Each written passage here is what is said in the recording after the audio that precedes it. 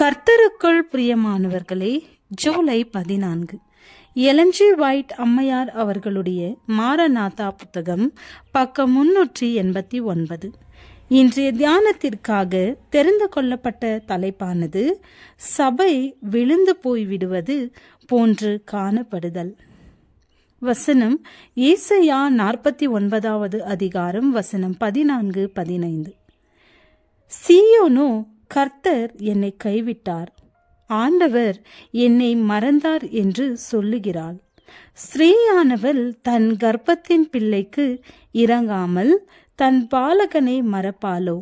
அவர்கள் மறந்தாலும் நான் உன்னை மறப்பதில்லை. சாத்தான் மக்களை ஏமாற்றுவதற்காக அவனுடைய அற்புதங்களை செய்வான். தனது வல்லமையை மிகவும் உயர்வானதாக நிலைநிறுத்தி வைப்பான். சபை விழுந்து விடுவது போல் தோன்றும், ஆனால் அது விழுகிறதில்லை. அதாவது சீயோனில் உள்ள பாவிகள் சலித்து வெளியேற்றப்படும் வரை சபை நிற்கும். அருமையான கோதுமை நின்று உமி அகற்றப்படும். இது ஒரு பயங்கரமான சோதனை, எனினும் இது நடைபெற்றாக வேண்டும். ஆட்டுக்குட்டியின் இரத்தத்தினாலும் சாட்சியின் வசனத்தினாலும் மேற்கொண்டவர்கள் பாவக்கரைத்திரையின்றி அவர்களது வாய்களிலே கபடமின்றி உத்தமமும் உண்மையுமான மக்களோடு காணப்படுவார்கள். வேறு எவருக்கும் அங்கு இடமில்லை. சத்தியத்திற்கு கீழ்ப்படிந்து தங்களது ஆத்மாக்களை தூய்மைப்படுத்திக் கொண்ட மீதியானவர்கள் அந்த இக்கட்டு நிறைந்த வழிமுறையின் மூலமாக பலனடைந்து சுற்றிலும் காணப்படுகின்ற மருள விழுகைக்கு மத்தியில் தங்களது பரிசுத்த அழகை வெளிப்படுத்தி காட்டுவார்கள். ஆண்டவர் தமது சபையை நேசிக்கிறார் என்பதை நான் அறிவேன். இந்த சபை தனித்தனி சிறு குழுக்களாக சிதறடிக்கப்படவோ அல்லது அதன் ஒழுங்கு குலைக்கப்படவோ கூடாது.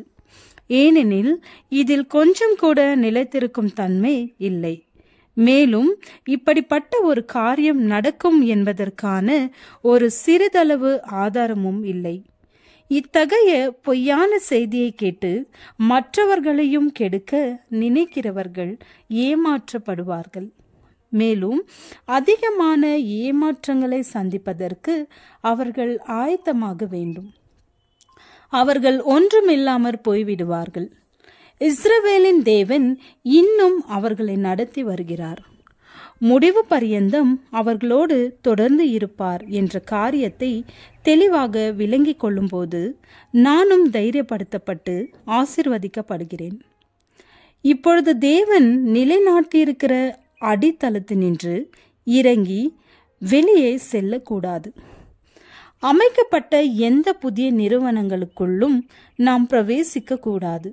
சத்தியத்தினின்று மருள விழுந்து விட்டோம் என்பதே இதன் பொருளாகும். சபை தனது மிக கடுமையான போராட்டத்திற்குள் வெகு சீக்கிரத்தில் பிரவேசிக்கவிருக்கிறது. பூமியிலே தேவனுக்கு மிகவும் பிரியமானது ஒன்று உண்டானால் அது அவரது சபையே. அடித்தளத்தினின்று தீமையின் கூட்டமைப்பு வல்லமையோடு கிளர்ந்தெழும். சாத்தான் தேவனால் தெரிந்து கொள்ளப்பட்டவர்கள் மீது எல்லாவித அவதூறுகளையும் சுமத்துவான். அவனது சாத்தானிய கண்டுபிடிப்புகளாலும் பொய்யான காரியங்களாலும் அவர்களை ஏமாற்றவோ வஞ்சிக்கவோ முடியாது.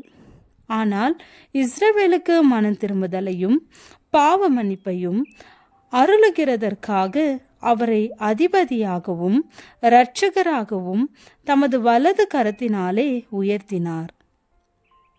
இவ்வாறு உயர்த்தப்பட்ட கிறிஸ்து நமது தலைவரும் பிரதிநிதியும் ஆனவர். அவர் தமது இதயத்தை அடைத்துக் கொள்வாரா அல்லது தமது கரத்தை விலக்கிக் கொள்வாரா? அல்லது அவரது வாக்குத்தத்தத்தை பொய்யாக்கி போடுவாரா? அல்ல, ஒருபோதும் அப்படி செய்ய மாட்டார். ஜெபம். பரிசுத்தமுள்ள பிதாவே, கிறிஸ்து இயேசுவில் இருந்த சிந்தையை எங்களுக்கு தாரும். ஆமேன்.